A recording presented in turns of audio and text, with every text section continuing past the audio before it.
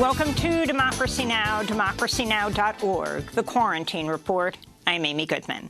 President Trump announced Saturday the nomination of federal appeals judge Amy Coney Barrett to fill Ruth Bader Ginsburg's seat on the Supreme Court. 48-year-old Barrett is a devout Catholic who's taken conservative stances on abortion, gun rights, immigration, and LGBTQ rights. A former Notre Dame law professor, she clerked for the late Supreme Court Justice Antonin Scalia. The Republican-controlled Senate could confirm Amy Coney Barrett just days before Election Day, as hearings are set to begin October 12th. Over the weekend, demonstrations were held across the country calling on Democratic lawmakers to do everything in their power to delay proceedings until after the results of the election are known. Meanwhile, House Democrats will introduce a bill Tuesday setting an 18-year term limit for Supreme Court justices.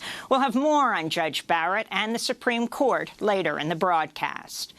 The New York Times published an explosive report diving into over 2 decades of Trump's tax returns, which reveal he paid no income taxes at all in 10 of the last 15 years. The report also finds he paid just $750 in federal income tax in 2016, the year he was elected.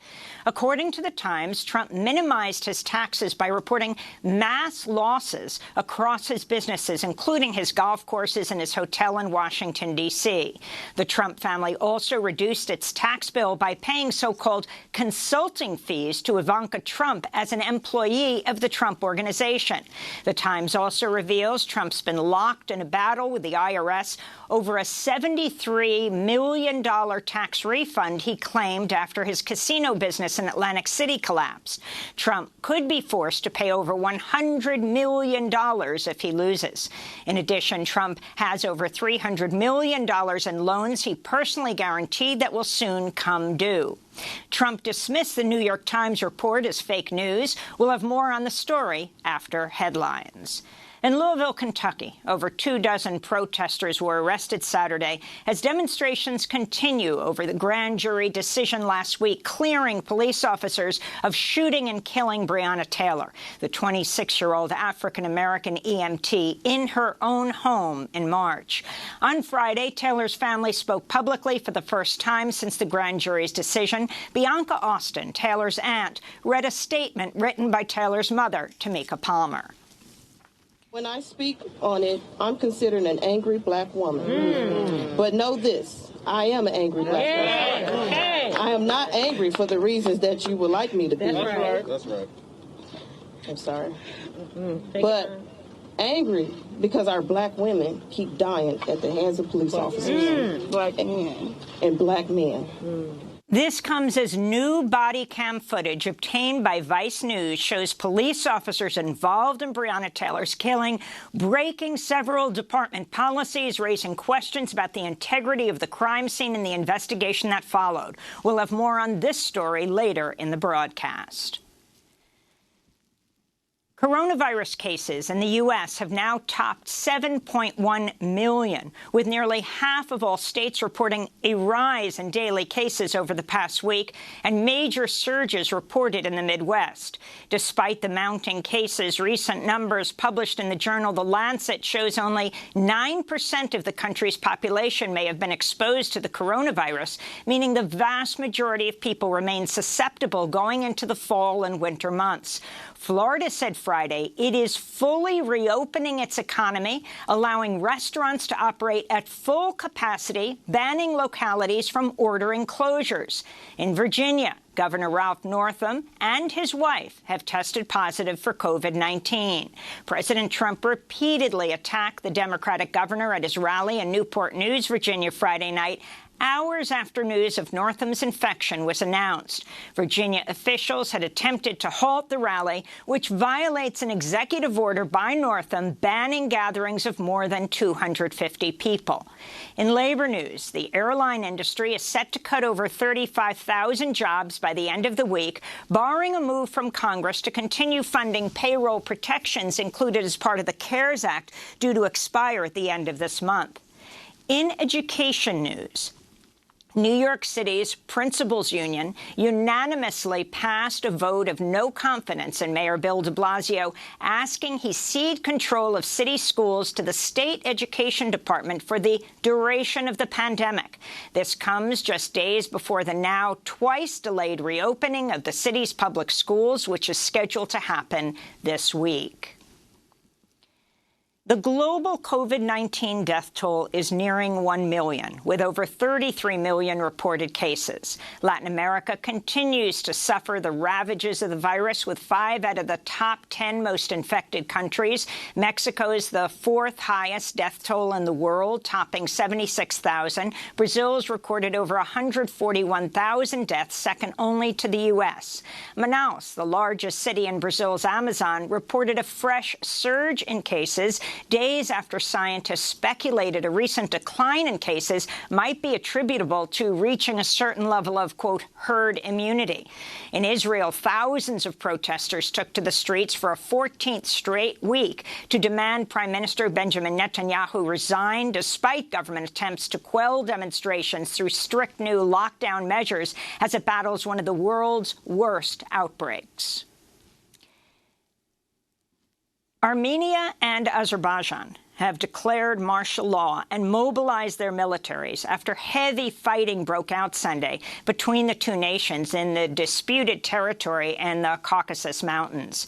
There are reports of at least 23 dead, over 100 wounded, including civilians, as both sides traded tank, artillery, and drone fire in a region that's internationally recognized as Azerbaijani territory, but whose population is mostly ethnic Armenian. It's the worst fighting in the area since a 5-day war in 2016 that left over 100 people dead.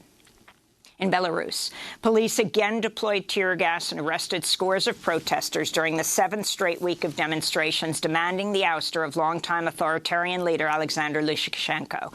He was quietly inaugurated last week, but both the U.S. and the European Union said they do not recognize his rule as legitimate. Critics say last month's election was rigged, and many of the leaders of the opposition have gone into exile. At least 16 refugees are feared dead after a boat capsized off the Libyan coast Thursday. At least 22 people were rescued. This year alone, over 620 refugees are believed to have drowned attempting to passage to Europe from North Africa. In Lebanon, Prime Minister-designate Mustafa Adib has stepped down after he failed to form a new government. Lebanon has been left reeling with mounting calls for reform following the devastating explosion at the port of Beirut on August 4th that killed 200 people and led to the collapse of the previous government. In El Salvador, a 29-year-old woman sent to prison for having a stillbirth has been released on conditional freedom after 6 years. In 2014, Cindy Arazo suffered an obstetric emergency. Unaware she was 8 months pregnant, she woke up handcuffed to a hospital bed, accused of having an abortion and charged with aggravated homicide. El Salvador has long criminalized abortions, with a total ban since 1998. Dozens have been convicted and imprisoned after having miscarriages and stillbirths. Young climate activists around the world staged thousands of protest strikes and other actions Friday for a global day of climate action. In Uganda, activist Vanessa Nakate, who launched the Fridays for Future climate strike in Uganda, led a march in Kampala. This is a personal issue because many people are dying, many people are suffering, ecosystems are collapsing, our life support systems are being destroyed. That is why I speak up and demand for action, because I want to see change, because I want to have a future. Here in New York City, activists projected anti-colonialist and environmental messages on the Manhattan headquarters of KKR overnight, calling out the private equity firm over its investment in Coastal GasLink, a $4.7 billion pipeline in Western Canada. It's part of a day of action against KKR in solidarity with Wet'suwet'en First Nation land defenders who are in protracted battle to protect their territory from construction of the 400-mile natural gas pipeline. Protesters are also demanding KKR divest from Safariland, a major producer of tear gas and other crowd control weapons. In California, firefighters struggled to contain more than 24 major fires as hot weather and gusty, dry winds fanning existing flames and sparked new blazes overnight. The latest fires in Northern California's Napa and Shasta counties have consumed some 10,000 acres, destroying wine vineyards and homes and prompting evacuation orders. As California enters the peak of its historic fire season, a record-shattering 3.4 million acres have already burned. Climate scientists warn greenhouse gas emissions have led to searing record heat and an enduring drought that's dried out vegetation and left Californians vulnerable to explosive fires. This comes as Stanford University researchers found at least 1,200 people and as many as 3,000 died as a result of inhaling toxic smoke that's blanketed California in recent weeks. A federal judge ruled Friday Trump's head of public lands has been serving in his role unlawfully, blocking him from carrying on in his position. William Perry Pendley has been the acting director of the Interior Department's Bureau of Land Management for the past year, allowing him to bypass Senate confirmation.